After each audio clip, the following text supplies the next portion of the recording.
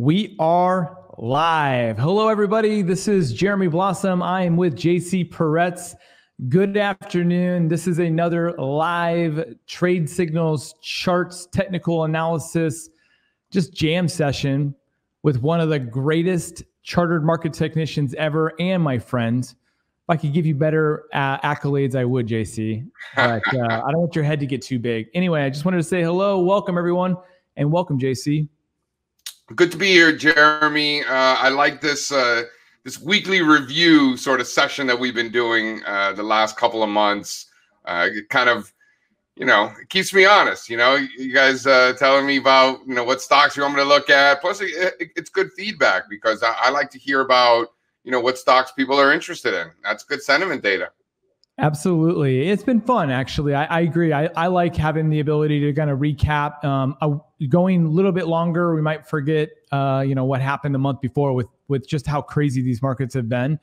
So I've been enjoying it too. I'm learning a ton, and I know that everybody who's watching is as well. It is our tradition to start off by asking everybody where they're from. So I'd love to see who's here today, who's streaming with us. Tell us where you're from.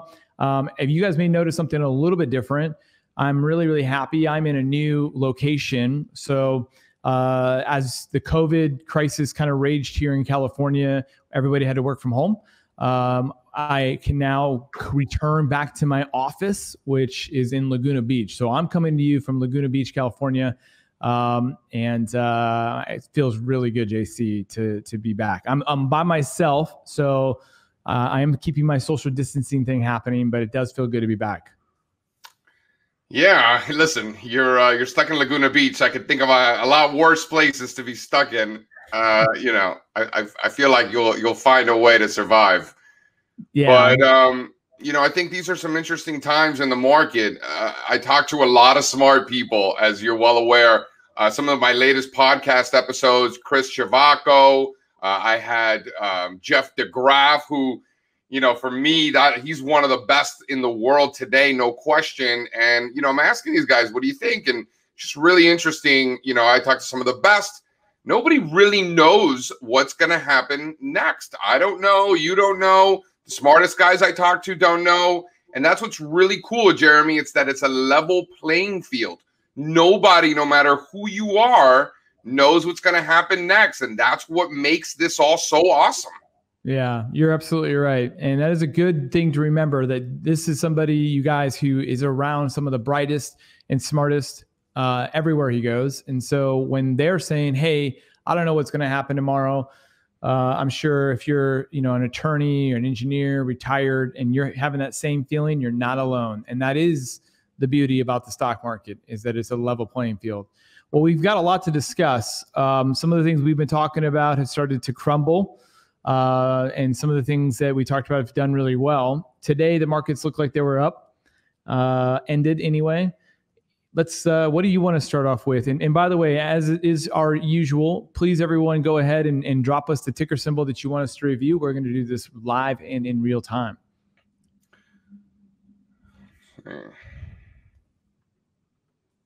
So if you want, a couple of things that sort of stand out to me. There you go. So a few things that stand out to me. This is the level on the S&P 500 that we've been pointing to, right? So this is the 61.8% retracement of the entire crash, right?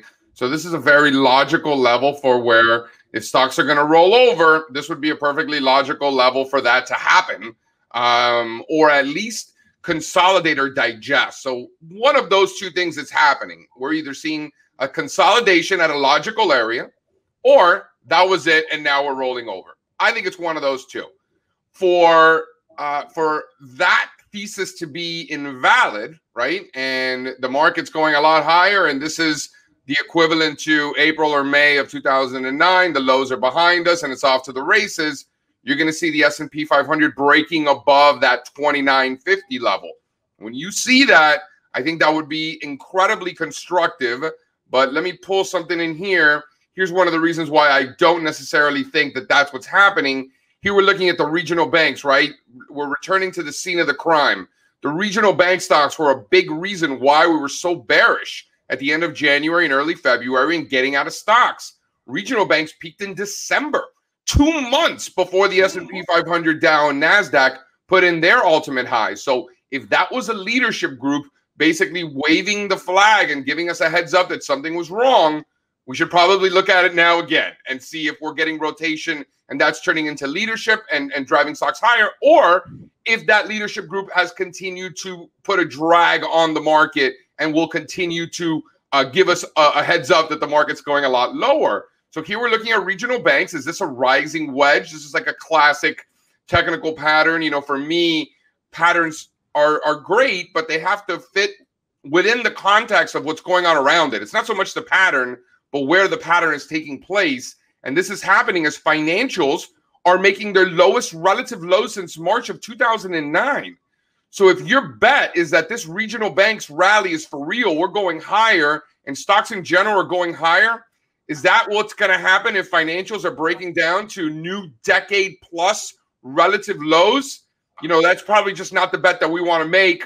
Momentum in a bearish range as well. So I think the big story here is the mixed signals and just overwhelming evidence that we're probably in the middle of a messy situation, and identifying that that's the trend that we're in, I think is really important. A lot of people want it to be binary. Do we buy stocks, JC, because we're in a bull market, or do we sell stocks because we're in a you know, it has to be one or the other. It doesn't at all. I think it's a mess. Some stocks are going to do well. Some stocks are going to do poorly. And I think this is a good example of one of the areas we probably want to stay away from or be outright short, which we are. Yep. And if everybody's been paying attention, what have we been saying the last 2-3 weeks now? As we've run up to this resistance level, we've said that, hey, this is not the most ideal situation for you to start thinking that the markets are going to break out. So we are holding true to things that we've been saying week over week. We love streaming live on Facebook because Facebook holds these recordings. So you can go over to tradestocks.com, follow us, and start to see the past recordings. So you haven't done so already. Call out to Jamie. Jamie, nice to see you. He's all the way from Cobble Hill, Vancouver Island in British Columbia. Thanks for showing up. Nice. And our boy John. John's been a consistent show viewer here for us, which has been amazing. He just said, let me put this up here. He had a good week last week. John said that he bought Zillow yesterday, sold it today for a nice 13% win. I bought it because I love the strength in the RSI. What are your thoughts on this chart going forward? Ticker symbol Z. Great job, John. Anybody else have any big winners while JC pulls this up? If you've got big winners or big losers and you want us to go and take a look at the chart, brag a little bit, that's okay. We like that too. We want to hear how well you guys are doing. This is all about making money. That's what we're talking about at the end of the day. All right. I know I enjoy the markets just as much as everybody else, but the bottom line is that we want to make money. So if you're making money, tell us the trade, the ticker, how you did it. Love to hear about it. And as everybody's watching from home, if you hear some loud banging in the background, my apologies. They're still doing a little bit of some construction here. So I'll do my best. Somebody just tried to come in a few minutes ago, JC, and deliver some food. And I looked at the guy like, he's definitely in the wrong office, man. I like that. Before the coronavirus, there was like that one, I think it was like Fox or CNN or something, and like the baby's getting dragged out of the back corner, right? Yeah. I set my office up where I'm looking at the door. I'm facing the door, so that at least you can't see somebody coming in from behind me. So. Should I do that? I'm figuring out my new office. I've been talking to contractors. Should I do that? Should I face the door? Yeah, I mean, I'm lucky. There's a window that's the light that's coming in. I don't have some crazy fancy studio, but so I've got a light here, and then this just so happens behind, and yeah, I don't want to be surprised. So yeah, I think you might want to face the door. All right. So. All right. Can you see Zillow? Yep. Let me pull it up, push it out for everybody so they can see as well. So this is so you can see it, right, Jeremy? Sharing the chart. Yeah. There you go. You got it. So this is a hot mess. That's what this is. I mean, there's absolutely no question about it. We're in the middle of a range, a big, massive 50-point range. I mean, that's what this is. I mean, there's really, I don't see much of an edge. I mean, if you've made money on this rally, congrats. If it rolls over, that could very easily take place. If we continue to rally, that could very easily take place. But we're in the middle. We got a flat 200-day moving average. I mean, these are things that when I see them, I run as fast as I can. You know, if you like trading these range-bound markets, God bless you. You know, for me, I like buying the lows and selling the highs in range-bound markets. It's identifying what type of market environment we're in, and that's what this is. Let me show you something interesting that came up. So this is what precious metals are doing so far this year. Look at GDX, the gold mining index, up 18%, with gold up only 11%. So the gold miners, the stocks themselves, are doing almost twice as good, have performed almost twice as well as the metal itself. So this is talking about the relative strength in the miners relative to the metal. And then just notice, look at this, look at silver down in that environment this year. Look at the silver, the junior silver miners crushed this year. So a dramatic difference in performance from the larger cap gold miners all the way down the precious metal space. And then I don't particularly love, and then look at the S&P 500 down 10% in that environment year to date. I don't love year-to-date performance, you know, so let's zoom out a little longer and look at a year-long performance and just look at the tremendous move in gold miners. It's up 72% over the past 12 months, while the S&P 500 is essentially flat, right? So the S&P has done nothing over the last 1 year, and gold miners are up 72%. But again, let me point you to silver. Where's silver? So dramatic underperformance out of silver. And then I got one more for you. You know, because again, that 1 year chart, it doesn't really tell the whole story because precious metal started a huge rally last May. So you're kind of really cherry picking, and it's a convenient time to start the chart. So let's zoom out even further. I think January 20th of 2016 is a good point to anchor from because that was the low in stocks. That's when the most amount of stocks made new lows after the 2015 bear market, and also when precious metals started to rally. So I think January 20th is just a fair starting point to compare stocks and all of the various ways to express a bullish thesis in precious metals, right? Gold miners, junior miners, silver, gold, in terms of the metals, you know, junior silver miners, right? So the way I'm seeing this, I'm looking at gold miners up 175%, the junior gold miners pretty much keeping up. And then again, silver, where are you at? Right? Basically flat since the beginning of 2016. So, you know, my bet is that we just stick with what's working. Like if it ain't broke, don't fix it. Like in any way you zoom out, I mean, there are clear winners and losers. And if we do, in fact, get that rotation out of those other precious metals that are lagging, the silvers and the silver miners and all that stuff, I think that's just good in general. That's evidence of risk appetite for the entire precious metal space. So the leaders are probably doing just fine in that environment. So I think that's the bet. Stick with what's working. I love that. Let's talk about, just stay on gold for a minute, if you don't mind, JC. I'd love to hear more about, we've been talking, you know, about owning gold for a while here. It broke above 1,600. You said if it goes above 1,600, you want to own it. Can you pull up a chart? Give us a little of a breakdown of what's happening. It's kind of getting slapped around a little bit. What are your sentiments? I'd like to start there. And I also know that we're coming off of JC's favorite week ever, which is the end of the month, because he gets to look at the monthly charts. So I'm sure you're going to dive into that. I'd love to, Jeremy, and you know how much I would absolutely love nothing more than to dive into monthly charts. You kidding me? I know. Best. I'm sure you're going to talk about this. So let's make this happen here. So, you know, again, I just want to remind everybody why it is that we look at these monthly charts. The reason is because it forces us to take a step back and identify the direction of the primary trend. We have no choice but to identify this thing is going higher, or this thing's not going anywhere. It's just trading sideways, or this is in a downtrend. We can't ignore that. right? So it forces us to do that. And not to mention, it's so easy to get lost in like the day-to-day noise of the market. You know, what did the Dow do today? What did Janet Yellen have for lunch? You know, like it's just like so many distractions that the monthly charts really give us no choice. Here, let me get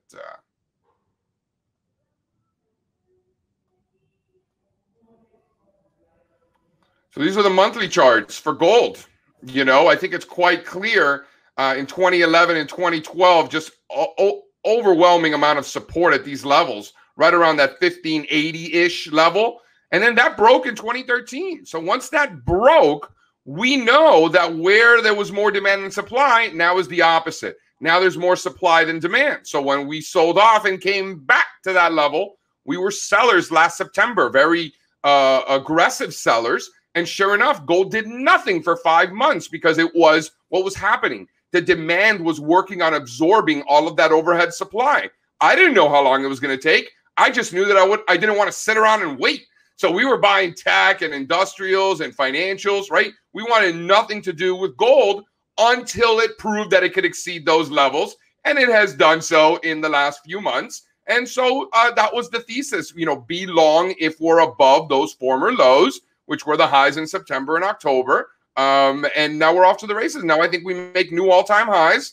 And, you know, let's get to 2000 first. But I think ultimately 3,000 is certainly a possibility. That wouldn't surprise me one bit. Let me actually. So here we're looking at the difference between the gold miners down here below and then the junior gold miners above. So these are the bigger gold mining stocks. These are the smaller ones. Notice the difference. The bigger ones have already exceeded all of those highs from the prior 7 years, while the little guys are still working on it. So for me, if we're above 31 in the GDX, how do we not own gold stocks? Yeah, check out what Jamie said. Jamie Nightingale said, interesting to note, WRT Gold Junior hasn't had 2 down days since, and he says, oops, March. He says April, but he followed up with oops, March. Continued up nicely today, another 5.14%. Since we're on the topic, thanks for the comment. Guys, anybody else says JC's pulling that up, you got more stuff that you want us to talk about, let us know. That's what we're here for. I think that's a really interesting point. Let's hear what JC has to say. We're not going to, WRT is not coming up on the radar. I'm not sure if it's too small of a stock, so we try to stay away from some of these little guys. It's not coming out of my system at all. What's the name of the company? I believe it's WRT. Winthrop, Winthrop Realty Trust. I'm not sure. Might be too little. It might be on another exchange. We're just really careful with these, you know, little penny stocks, and obviously in the junior gold mining space, you know, they love their little guys, right? What's a gold miner, Jeremy? It's a liar standing next to a hole in the ground, according to Mr. Mark Twain. Yes, sir. Great. Well, take us through the rest of your monthly charts. I know you've got some things prepared for us, JC. Bring it on. This is something, you guys, that JC does for all of his paid members. And so this is a real treat. This is what one of his favorite things to do. And it's one of my favorite things to hear about because, like you mentioned, it's a way to just keep everything honest. It's one of the coolest, most succinct, truthful ways to analyze what's happening in the marketplace. So he's going to break this down. This is what he goes over with institutional clients, with financial advisors, and with his paid members. So I know you've got some things prepared. There you go. Yeah, so I mean, listen, we look at a lot of monthly charts, a few that stand out, obviously in the precious metal space. And then notice what's happening here. We're looking at the S&P 500. Whoops. Right, so look at the S&P 500 versus gold, right? So this is a ratio of stocks to precious metals. And then notice how when the S&P 500 broke, you know, the last time when it broke this level, this was October of 2007, just as the S&P 500 was peaking. So then ultimately that ended up breaking out. And guess what's happening again? We are breaking back below that exact same level. Last time this did that was September and October of 2007. So to me, that specific date rings a bell. So I think that it's important to understand what environment we're in. Looking at a monthly chart of the S&P 500 or the Dow Jones Industrial Average really stuck below this overhead supply, you know, it's hard to argue against that. I mean, we're below overhead supply. We're in a range bound market. I think it's important to recognize that that's the environment that we're in. And then we're going to look for stocks to buy and we're going to look for stocks to sell. I mean, that's really what it comes down to. So I think that there are opportunities to buy stocks. I think there are opportunities to short stocks. I think there's great opportunities to have large cash positions. I have no problem with that. If you are an index sort of person that just likes owning the indexes and not individual stocks, maybe a higher cash position right now, let things work themselves out. I don't know how long this range bound market is going to take. But what I do know from experience is that these trends in general, not just this kind of trend, but trends in general, tend to last longer than many of us normally expect. So for me to say this will last 3 months or 6 months or 12 months doesn't really mean anything. I just know that right now, that's the situation. And I don't know how much longer that's going to last. So it's important to be aware of that. Yeah, there's that famous saying that the markets can remain illogical far longer than you or I can remain solvent. So that's a good one. That's exactly right. The markets could remain irrational longer than we could stay solvent. And I see it every day, you know, when they're like, oh, it can't go any higher, goes higher. Oh my God, it can't go lower, it goes lower. Interest rates can't go lower. They're already at zero. Well, then they go negative, right? So, you know, trends just continue, right? That's just what it is. What are your hottest opportunities you see, JC, right now? There's always a place to make money. There's always a stock that you're interested in. There's something that gets you excited about. You got anything for us today, JC? I think we short Amazon. Oh, I like shorting Amazon, but if it's below 2,400, one of the reasons I like it is because we're going to know if we're wrong very, very quickly. And that's the way that I like making investment decisions. It's not so much what are the chances we're right, how much money are we going to make? It's less about that and more about, okay, if we're wrong, how soon are we going to know, right? Are we going to know 3 years from now that we got it wrong? You know, that sucks, right? I want to know as soon as we can. Like, I'm getting into the wine business, right? And we're going to know right away whether it's a good decision or a bad decision. And my worst case scenario is I got a bunch of booze. That's my risk, right? And if you know, and if it's a success, now we're in the wine business and we could just keep rocking and rolling. I think that my experience in the market has helped me think that way when I make private equity decisions, right? When I make investment decisions that have nothing to do with liquid public markets. I got to tell you, technical analysis helped me do that. So that's the same thing with Amazon. I like it down to 2,000. I only like it short if we're below 2,400. So if we gap up above that and take off, not only is there no reason to be short, but we probably should be buying it with a target up near 3,000. So I think it's pretty binary near that 2,400 level. The idea, I think, is just keep an open mind. I think there's a good trade. I think if we're wrong on this short, it just goes to show you how powerful and strong the stock is, and therefore why we need to buy it, right? Because the only way to guarantee that you own the strongest stocks is to buy the strongest stocks.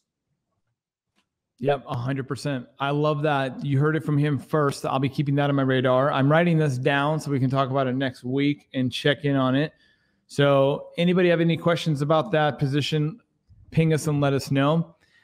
What else you got for us, JC? Well, I think something interesting to point out is that the leaders in February are now turning into the laggards, right? Can you see this table here? You know, we look at momentum readings. Can you see it? Yeah, I'm going to push it here for everybody. There you go. So, you know, these were the names with the highest momentum readings, you know, things like the insurance stocks and the utilities, a lot of names doing very, very well going into the market peak. And now their momentum readings are substantially below. Their drawdowns are worse than the overall stock market. So I think it's really interesting to note the change in leadership. And then here, let's take a look at that change. These are the strongest names by measure of momentum and price, right? So two very important things we look at. Price being number one, and then momentum and relative strength being a far second and third. So here in the first column, you can see the changes since February 19th. a lot of these names are the momentum readings are actually above where they were when the market peaked, which to me, I think is really, really impressive. Internet retail, Amazon, precious metals. Notice how precious metals are 2 on the list. So I think it's important to recognize that rotation. We're in a different type of market environment with different types of stocks doing well. There's long positions, bunch of precious metals that we pointed out that we've liked, and we like short positions, particularly things like regional banks and small caps. I think you short the weak areas and you stay long the strong areas that are working. I don't really see any reason to ignore that, right? I mean, sometimes trends stay in place for a long time and the leaders are the same leaders that we have for a while. And sometimes things change. And man, I haven't been able to say that gold miners are leaders in a long, long time. So welcome to the group. No, hello everyone. Welcome. Yeah, it was really fun going up to that VRIC conference, the Vancouver Resource Investment Conference. They said it was the biggest conference they had in 10 years. And the amount of buzz that was there was crazy. And they were all just really excited, saying this is going to be our year. And it looks like that is all coming to fruition. So, and this is well before the big COVID crisis kind of swept the world. So these guys were really feeling like it was their time. And I'm glad to actually kind of see it because it has been a while. So, and there's some good opportunities to make money there. All right, JC, what else you got for us? If you don't have anything, man, we can call this one a short day, but I wanted to make sure that we were able to touch base. I see that the markets are kind of doing what we thought they would be doing, which is kind of trading sideways, but something's bound to happen here soon. You know, I don't think it is. I don't think something is going to happen. I think it's just going to be, I think it's going to be choppy. Okay. I got to tell you, when it comes to S&Ps and things like that, but I wanted to follow up on one chart that they asked about us last week. This is Bitcoin. Ah, yes. And what do I see? Consolidation, breakout, consolidation, breakout, consolidation, breakout, consolidation. Seems like a breakout is next. So this is something that we're watching. This 10,000, 11,000 level's been trouble. I got to tell you, if Bitcoin gets going, we could see get red hot. 20,000, 30,000. Why not? I think a breakout is coming. So we're watching very closely. Man, did you ever buy any Bitcoin when it was like at 5 cents, JC? I actually was given a bunch of Bitcoin like in 2013, 2014. Howard was an investor in a company called ChangeTip, which was too early. It didn't work because it was too early. And what it was like, let's just say you write a blog post and you share it on Twitter. I could say, hey, Jeremy, great job on this blog post. Here's a beer on me. And it would electronically transfer what would be the equivalent of $5. Let's say a beer's $5. It would send you $5 in Bitcoin, right? As kind of like, hey, nice job, right? Or I could buy you like they have various keywords for different prices. So anyway, I love that. That was the coolest thing ever. And the CEO thought that it was cool that I thought it was cool. So he gave me like $200 in Bitcoin. And then like I started giving them to everybody. He sent me like another 100, right?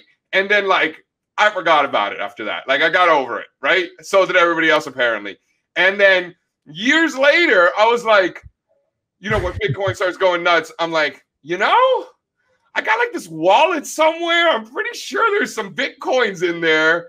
And there was like $6-7 grand worth of Bitcoin. Oh, no way. That I totally forgot about. So by then I had already started like trading it a little bit more and stuff like that. But I remembered that I had this old wallet from like half a decade ago or something. Is that funny?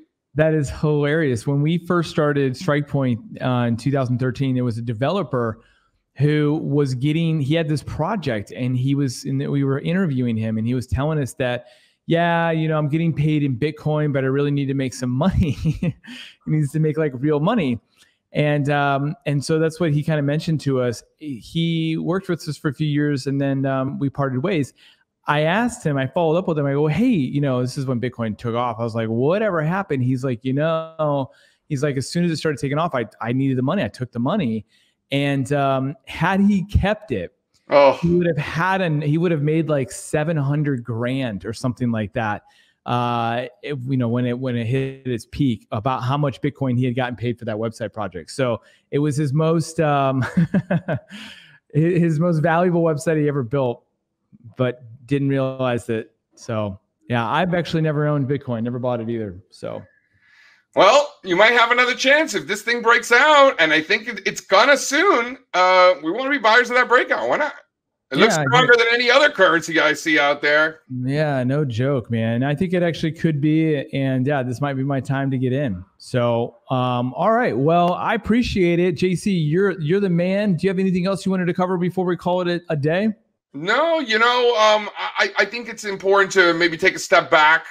Right, go look at those monthly charts. Look at some long-term trends. I think if you do that, I think it'll be quite obvious to you that we are middling around, as we call it. We're way off the highs, way off the lows, and I don't just mean in the major indexes. I mean the components themselves. Right, the new 52-week low list is like a ghost town. The new 52-week high list is a ghost town.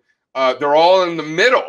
So just understand that. It's like, you ever seen one of those football games that it's like a 3-0 or a 0-0 tie where like they're always like in between the 20s. Neither team can get in the red zone. They're kind of just like in the middle. They keep punting back and forth. That's just what's going on now. Yeah. That's right. And so if that's what's happening now, be careful. Like you mentioned, you can keep your powder dry, stay in cash, be in cash. That's totally fine. There are opportunities like shorting Amazon. That's the big play for this week for everybody to go and look and analyze. I'm still gold, still bullish gold. We got a little bit of a flirtation here on some of those levels over the last few days, but still holding strong. JC, as always, from Trade Stocks to you, thank you so much for your time, man. You're a gentleman and a scholar. Everybody else, Randy, John, Jamie, everybody who participated today, Rick, thank you guys so much. Have an amazing week, and we'll see you guys next Thursday. Take care. Thanks.